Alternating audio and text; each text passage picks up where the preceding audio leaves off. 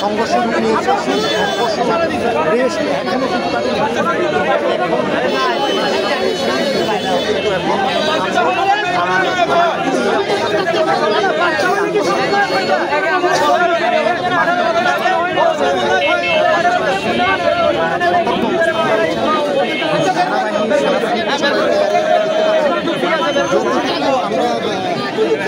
আসলে বুঝতে পেরেছি যে মুস্তফা নকিম ডিগ্রি কলেজের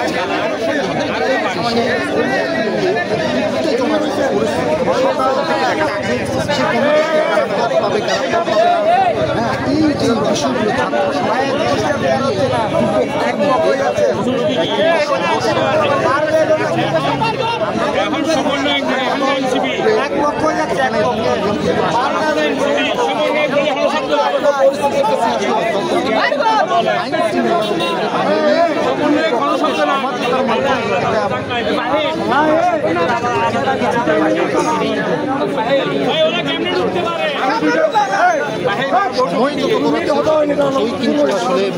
পরিস্থিতি আরো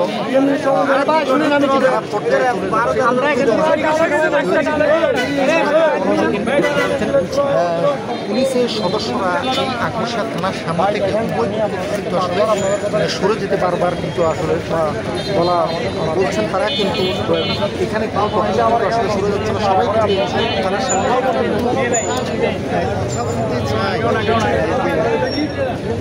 এই যে ছাত্র সংসদ যে দুটি পক্ষ রয়েছে, যে দুটি পক্ষ নিয়ে আজকে এই ঘটনা, সেই দুটি পক্ষের এক পক্ষের সাথে আসলে আমরা কথা বলতে চাই।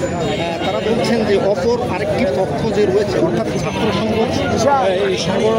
এই সংসদের দিকে দুটি পক্ষ কিন্তু কমিটিতে আসলে তারা আসতে চায়, এবং একদল আসলে বলছে যে তাদের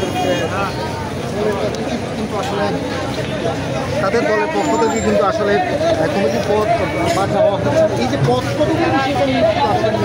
এই সমস্যাটা কথা বলতে চাই, কিন্তু উভয় পক্ষের সাথে এই মুহূর্তে রয়েছে চট্টগ্রামের যে সেটির সামনে অসংখ্য মানুষ কিন্তু দেখতে পাচ্ছি উভয় পক্ষের, অর্থাৎ কলেজের শিক্ষার্থীরা যে রয়েছে সেই শিক্ষার্থীদের বিপক্ষেই কিন্তু এখানে এসে থানার সামনে আসলে ভিড় করছেন তারা।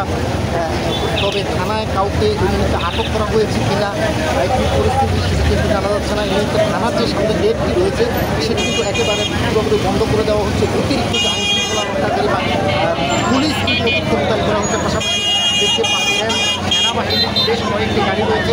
সেই সকাল থেকে তবে সেটি কিন্তু আসলে সম্ভব হচ্ছে না। অসংখ্য গণমাধ্যম কর্মী এখানে এসেছেন, অসংখ্য মানুষের কিন্তু একটা উত্তেজনাকর পরিস্থিতি সৃষ্টি হয়েছে। যে কোনো মুহূর্তে কিন্তু এই জায়গাটা একটা অনাকাঙ্ক্ষিত ঘটনার আসলে সৃষ্টি হতে পারে। এক পক্ষ আসলে দোষ দিচ্ছে যে অপর পক্ষের যারা রয়েছে সেই নেতাকর্মীদের কিন্তু আকবর্ষা থানার গেটের মধ্যে ঢুকতে দিয়েছে, অর্থাৎ পুলিশের সাথে কথা বলতে দেওয়া হচ্ছে। অপর পক্ষ শিক্ষিত হচ্ছে এক পক্ষ অপর পক্ষকে আসলে বিভিন্ন ধরনের যে অভিযোগ সেটা কিন্তু দিচ্ছে।